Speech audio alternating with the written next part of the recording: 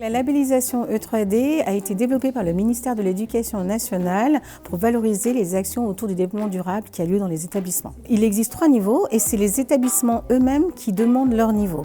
Le niveau 1, c'est celui tout simplement de l'engagement, c'est-à-dire qu'il y a des projets dans l'établissement autour du développement durable. Le niveau 2, c'est l'approfondissement, c'est-à-dire que là, il y a vraiment un ancrage dans les pratiques et il y a toute une partie des acteurs de l'établissement qui s'engagent dans ces projets. Et le niveau 3, c'est celui de l'expertise, c'est-à-dire que là, les projets sont ancrés sur le territoire avec des partenaires locaux. Au niveau de ce comité de pilotage qui est mis en place, il va y avoir toute une communication à l'intérieur de l'établissement et à l'extérieur avec les partenaires et parfois même au national, voire à l'international.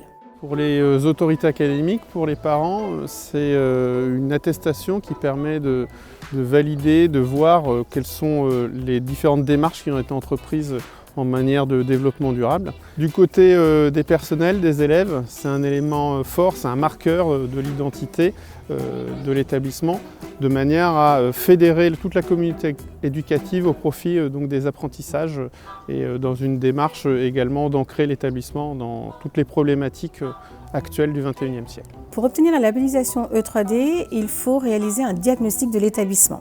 Ce diagnostic de l'établissement, vous pouvez sur le site académique du rectorat trouver les documents qui permettent de fixer les apprentissages, c'est-à-dire que du coup il faut voir si ces actions sont en lien avec les programmes et bien ancrées dans les apprentissages. Deuxièmement, la gouvernance qui s'appuie sur un comité de pilotage qui est mis en place avec le référent EDD, avec l'équipe de direction, la vie scolaire et avec le gestionnaire. Troisièmement, pour pouvoir faire ce diagnostic, il faut aussi regarder l'ancrage sur le territoire avec les différents partenaires. Enfin, cette démarche est vraiment liée à l'éducation et à la citoyenneté. Et ça veut dire que là, dans l'établissement, il y a de nombreux acteurs qu'il ne faut pas oublier, c'est les élèves.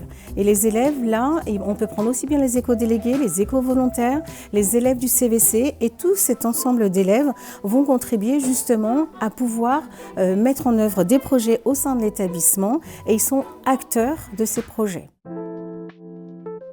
Et avec ma classe, on a construit une serre pour pouvoir mettre des plantes, tout ça. Et puis on a fait une lettre aux agriculteurs du coin par là pour qu'ils nous donnent des plants, des fleurs, tout ça, pour les planter avec ma classe. Là, on a planté des aromates, donc du thym, on a planté des dahlias, de la lavande. Là-bas, on a fait des abris pour les hérissons, insectes, tout ça dans les arbres, on a mis pour les insectes.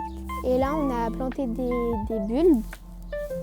Et puis là, on a planté 24 oignons pour chaque élève.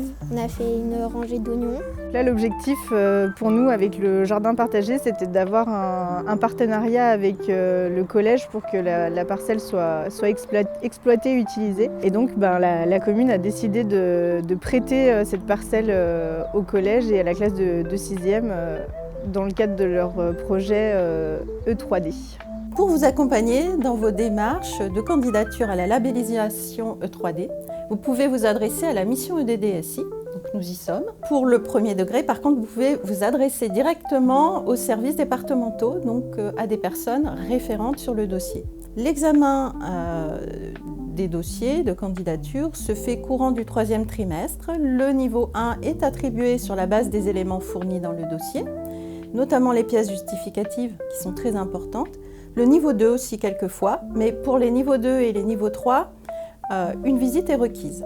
La remise des labels E3D dans le premier degré se fait selon un calendrier qui leur est propre. Dans le second degré, la remise des labels se fait lors de la journée académique EDDSI, organisée chaque année, qui est l'occasion également pour les élèves, leurs professeurs, les chefs d'établissement, ainsi que leurs partenaires, de se retrouver pour échanger sur leurs pratiques, mutualiser des expériences et, on l'espère, repartir inspirés et reboostés.